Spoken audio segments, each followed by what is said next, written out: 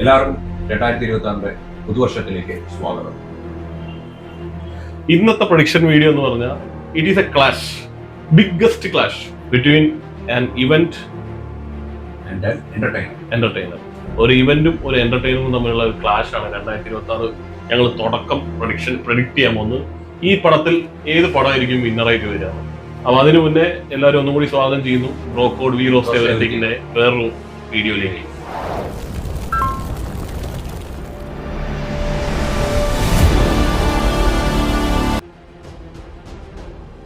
Super hit ആയിരിക്കും. എന്തൊക്കെ സംഭവിച്ചാലും വിജയുടെ ആരാധകര് ഈ പടത്തിനെ കൈവിടുകയില്ല. ആരാധകരും വിടത്തില്ല, നാട്ടുകാരും വിടില്ല. കാരണം വിജയ്ക്കുള്ള ആ ഇത് പൊളിറ്റിക്കൽ, ഞാൻ പറഞ്ഞില്ലേ, പൊളിറ്റിക്സിലേക്ക് ഇറങ്ങുന്നതിന് മുമ്പുള്ള ഇതാണ്. സോ ഞാൻ പറയും സൂപ്പർ ഹിറ്റ് എന്ന് തന്നെ പറയും. സൂപ്പർ അല്ലെങ്കിൽ മെഗാ ഹിറ്റ് എന്നേ പറയുള്ളൂ.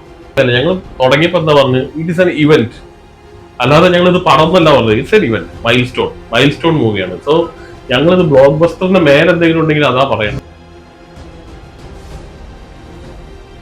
കഥ അടിപൊളിയായിരുന്നു, നല്ല പടമായിരുന്നു. ബാലയുടെ വെർഷനിൽ ചെയ്തു. ഞങ്ങൾക്ക് താല്പര്യം വിജയിന്റെ വെർഷനിൽ.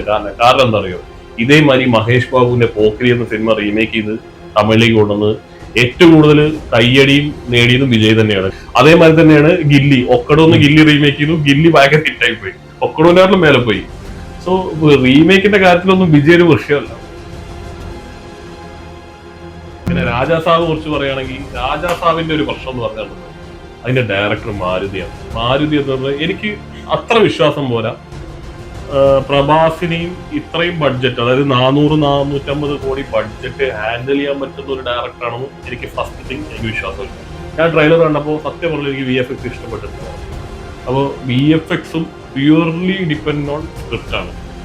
അല്ലാതെ പ്രഭാസ് നടൻ okay, first day second day അത് വെച്ച് പുള്ളി 2 ദിവസം ഇമ്പാക്ട് ഉണ്ടാവും. അല്ലാതെ ഒന്നും പ്രഭാസിന്റെ പടം 2 ദിവസം നോർത്ത് ഇന്ത്യ കിട്ടില്ല, നോർത്ത് ഇന്ത്യയിൽ 1 ദിവസം കിട്ടുള്ളൂ. അതെ, കാരണം നോർത്ത് ഇന്ത്യയിൽ ഡബിങ് ആണ്. ഡബിങ് ശരിയായില്ലെങ്കിൽ അവിടെ അത് പോയി. അതൊക്കെ ഒരുപാട് റിസ്ക് ആണ് ഈ പടത്തിൽ, ഭയങ്കര റിസ്ക് ആണ്. ഒന്നാമത് ഡയറക്ടറിന്റെ റിസ്ക് ആണ്.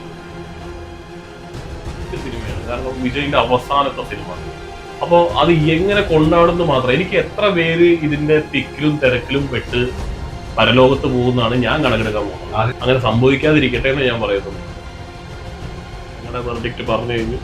Jananayakan is above blockbuster, Raja Saab flop or average, ഞങ്ങളതാ പറയുന്നത്. ബാക്കി പടം 9-ാം തീയതി റിലീസ് ആവുന്നുണ്ട്. 2 പടങ്ങളും കാണാൻ ഞങ്ങൾ ശ്രമിക്കുന്നതാണ് ആദ്യത്തെ ദിവസം തന്നെ. സോ അപ്പം 9-ാം തീയതി കാണാം.